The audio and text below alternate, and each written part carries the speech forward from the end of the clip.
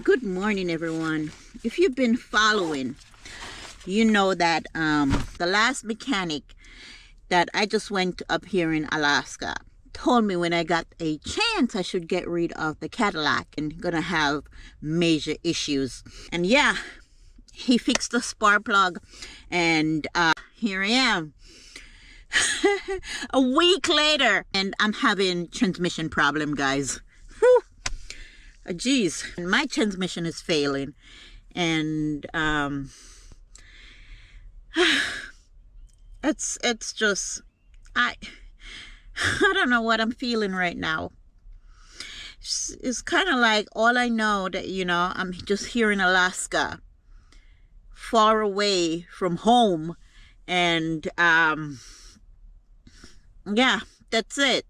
But I made an appointment with a mechanic last night, and he told me do not drive the car because I think he said the gear is going to be switched in different direction, but he said it's very dangerous driving the car.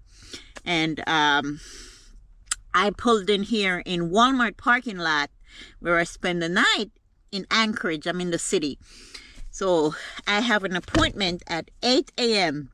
So it's 7:15 right now. 7:15 Alaska time. And yeah, I'm getting ready to go head down to the mechanic. I know, having transmission issues, that's a big deal. That is no joke. And these things are very, very expensive to fix. So, guys, I don't know what to say. I don't know. All right, I'm getting myself ready. Make sure to head over there, get there in time because I don't want to lose my spot in line.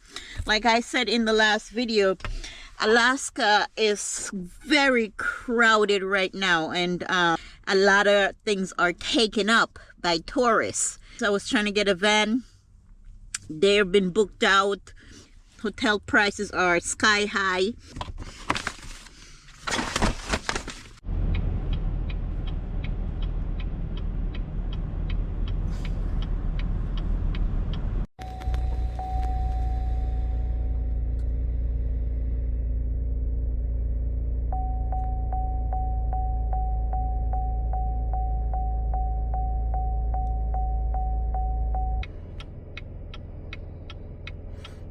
Service transmission. Yep. Transmission unable to switch soon. I don't know what that means. I think maybe that's what the guy was talking about. There's gonna be problem shifting the gear, or so that's what it probably is. I don't know. All right. So I am 6 minutes away from the mechanic. I am feeling very scared driving this car right now. All right, guys, let's go. Let's head over to the mechanic.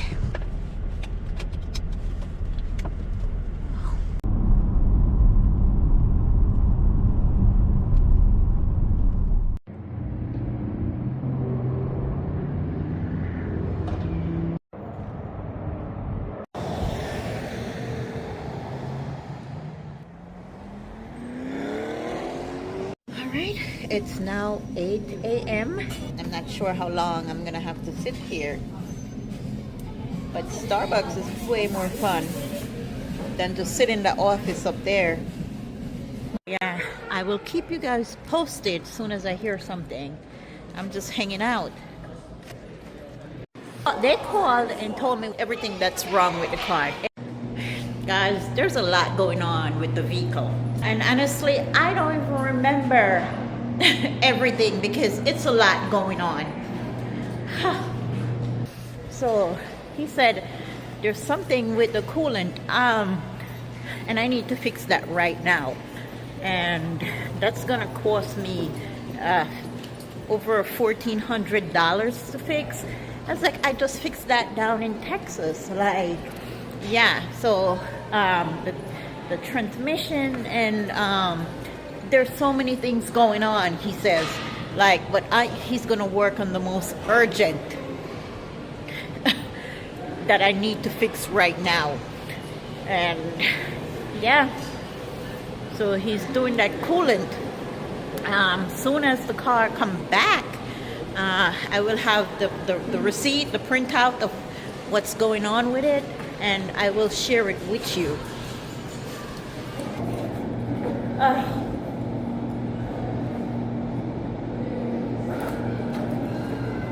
I'm glad that he got me in today, you know, and told me he's gonna work on it. And I should just wait around for another 5 hours or 6 hours or so. So now I'm just walking around. I'm at the mall. I'm gonna find a place to have lunch.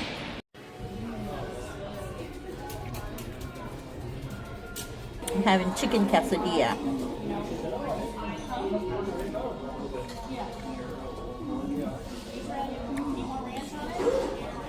Good morning again, everyone. I am back. Yesterday I was so stressed out. It was like a bunch of sensor that was going off. Like, I can't even go through it. Like, he was just calling out stuff. It just keep going and going and going.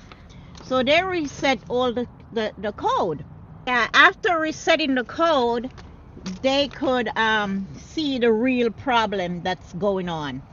And engine coolant again, because you remember the last time this coolant were giving me a bunch of problems down in Texas, and the guy said he fixed it.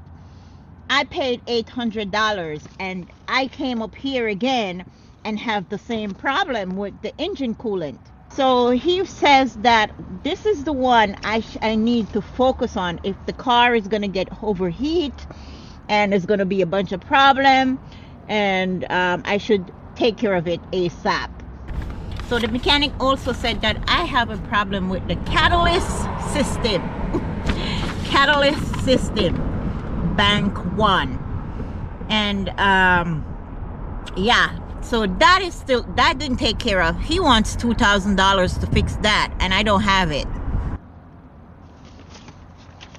And but he's saying that the coolant is the most urgent one that I need to take care of. And yeah, so I told him to go ahead and take care of the coolant. And my nice little bill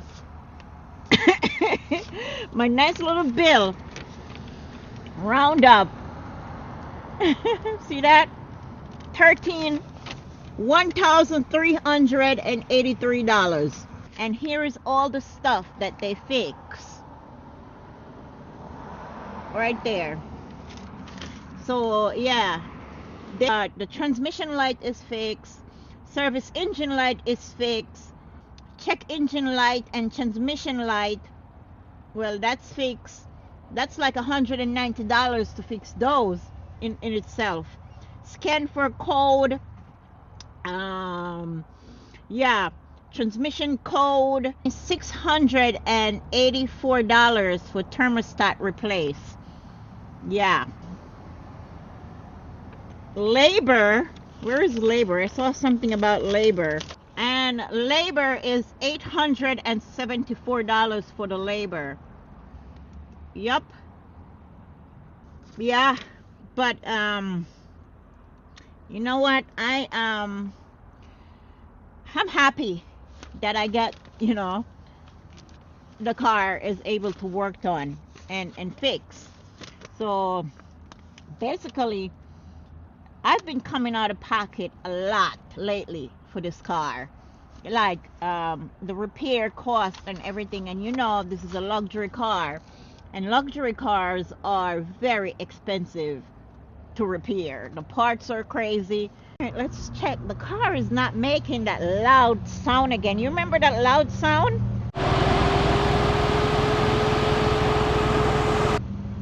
See, it's a lot quieter right now. A lot quieter.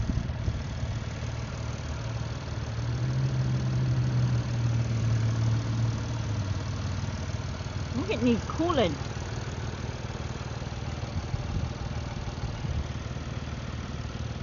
Yeah, that's new right there. I can tell.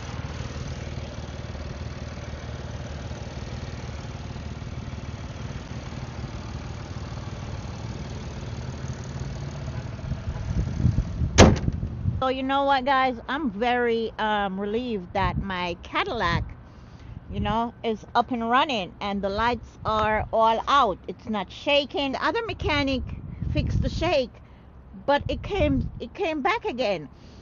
And I still have an underlying issue. The catalyst. I don't know if I'm pronouncing that right, but yeah, and that is estimated as a $2,000 job.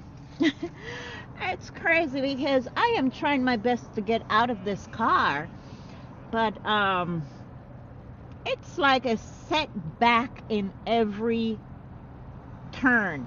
Like I am saving hard here. I'm saving so hard to get into the van because I really don't need a van payment out here living on the road where things is very unpredictable. And then I'm left with a large van payment because you know those vans are not cheap. So the payment would run me anywhere from $800 to $1,000 a month or even higher.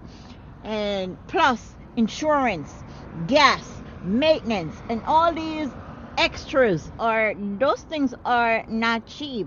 And I'm trying to play it very smart here, save as much as I can and get a used van, or if I gonna get a van from the dealer, you know, I have a big chunk of, you know, I can pay it off very quickly. And that I really don't want that kind of burden on me. I know a lot of people here is like, get a van, but I mean, get a van at what cost? Like, can I really afford a van at this time? No, I cannot. And I am not going to put myself in debt to get a fancy van on the road to be driving around and suffering with the payment. That's not how I work, and that's not how I do things. I can't do that. That's not how I look at things. Yeah, I don't buy things rationally or because I want it. I want to make sure that I can afford it first before getting into one. If I can't afford it, it's gonna stay a dream until I can. What I'm gonna do is I am gonna upload this video right here, and you know, it's gonna be short. I just want to keep you guys posted and what's going on because everyone is gonna be looking for me like, Diana, where are you? You haven't posted in a while. It's kind of loud out there. Yeah, so dealing with mechanical issues, that is a big setback, and exhausted.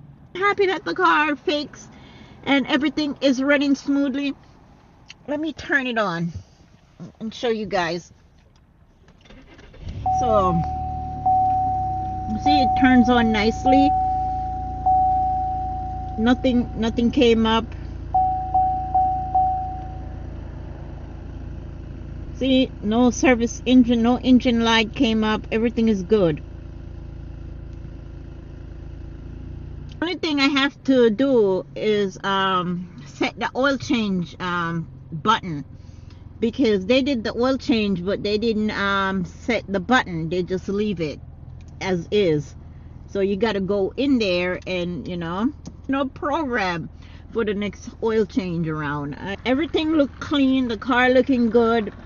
It feels good. It's not making that